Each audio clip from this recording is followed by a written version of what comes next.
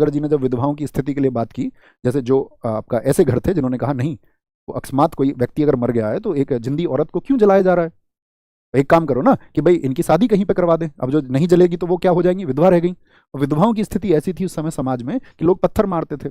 जैसे विधवा किसी के घर आ गई तो लोग उसको अपने पानी से साफ करते थे कि यार अपवित्र हो गई हमारी जगह, तो अब तो यहाँ की जो प्योरिटी नहीं बची है। तो आप सोचिए, समाज में हमेशा बदलाव होते हैं, तो आप कभी भी किसी व्यवस्था को जकड़ कर ना बैठें, जकड़ कर ना बैठें कि भाई इस एक व्यवस्था को तो हम तो जकड़ के बैठेंगे इसलिए क्योंकि ये पहले से चली आ रही है। तो आपको ये देखना होगा उसको, व्यवस्था को। जैसे मान के चलो किसी ने दहेज लिया और आप बोले नहीं हम भी दहेज लेंगे, क्योंकि दहेज तो लिया जाता है, कॉमन सी बात है, कॉमन सी बात है।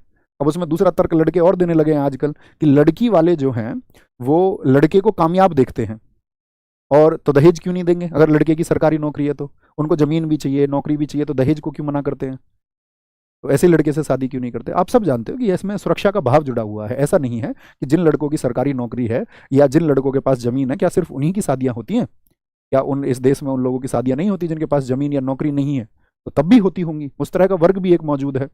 और यदि आप सोचते हैं कि सरकारी नौकरी की बहुत कीमत है, तो आपको लगता है कि कोई उद्योगपति किसी सरकारी नौकरी वाले को आपकी बेटी की शादी करने को तैयार होगा।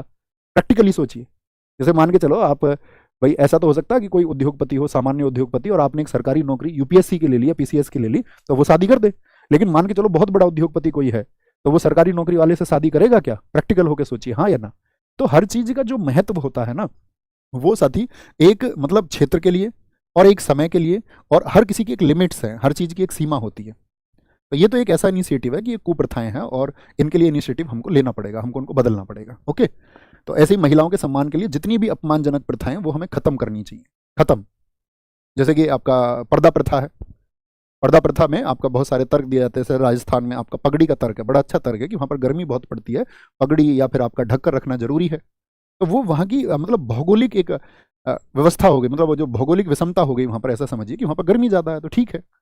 अब आप अपने घर में क्यों, फिर आप कहेंगे भैया ये तो सम्मान है, इससे तो सम्मान बढ़ता है, यही तो हमारा परसेप्शन है। अच्छा ये बात आपको किसने बताई?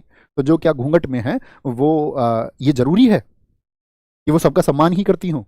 क्या घूंघट के अंदर से कोई, आप ये समझिए कि अपने ससुर से नहीं लड़ सकती? क्या घूंघट के अंदर से कोई अपने जेठ से नहीं लड़ती है? आपने देखी है या नहीं देखी कोई? तो घूंघट से तो अगर सम्मान होता है तो फिर तो वो लड़ाई झगड़े कलेश जैसी स्थिति परिवारों में ना रहती। आप कहेंगे भैया हमने तो ऐसी ही ज्यादा देखी है। तो हर मतलब कुप्रथाएं हैं कि पहले समय पर जैसे ये कहा गया कि विदेशी आक्रमणकारी हुई है तो सुंदर स्त्रियों का अपहरण कर लेते, तो इस वजह से चेहरा ढकने की प्रथा शुरू हुई, तो उसको हमने फिर अपना लिया। हम उसको छोड़ने तक को तैयार नहीं है, किसी भी प्रकार से हम उसको त्यागने को तैयार नहीं है कि हम इसको त्याग भी दें। आपने देखा होगा अक्सर जो लड़के जिनको शादियों में, ऐसे देखा होगा आपने, लड़कियों को शादी में दहेज में गाड़ी मिली, तो लड़की को कहाँ बैठाता है? पीछे, खुद ड्राइवर बन जाता है। मतलब लड़के, नए नए लड़के ड्राइवर बनने को तैयार हैं और लड़की को बैठा लिया पीछे। बोले इससे जो है ना, गांव में सब लोग ये कहते हैं कि इससे सम्मान बना रहता है और पत्नी जो है वो बराबर में नहीं बैठनी चाहिए। आप सोचिए अभी जरा, ये पुरुष प्रधान समाज है, अगर कभी ये आपका स्त्री प्रधान समाज हुआ और यही चीजें तुम्हारे साथ की जाए, सोचिए। एक लड़की अपनी जो, भाई गाड़ी उसकी है, दहेज में लेके आई है यार, तुम नेता बन रहे हो ऐसी बेवजह, अथॉरिटी बना रहे हो आप, आपको खुद आपने खरीदी नहीं जा रही थी आपसे, आपने उसको दहेज में ले लिया और उसके बाद में आप एक अथॉरिटी भी बन गए, इस पर मेरे नियम लागू होंगे। अब तुम सोचो, तुम पीछे बैठे हुए हो और लड़की गाड़ी चला रही है, तो फिर हम यहाँ पर मतलब समानताएं कहाँ रही?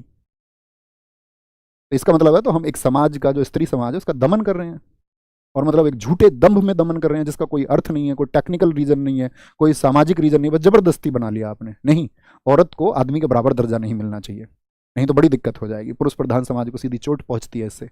स्त्रियां और हमारी तुलना हमारे बराबर में बैठ जाएं तो इससे बड़ी ठेस पहुंचती है। लेकिन लोगों ने, बहुत सारे लोगों ने इसको स्वीकार किया, जो ऑर्थोडॉक्स नहीं है, यानी जो रूढ़िवादी नहीं है।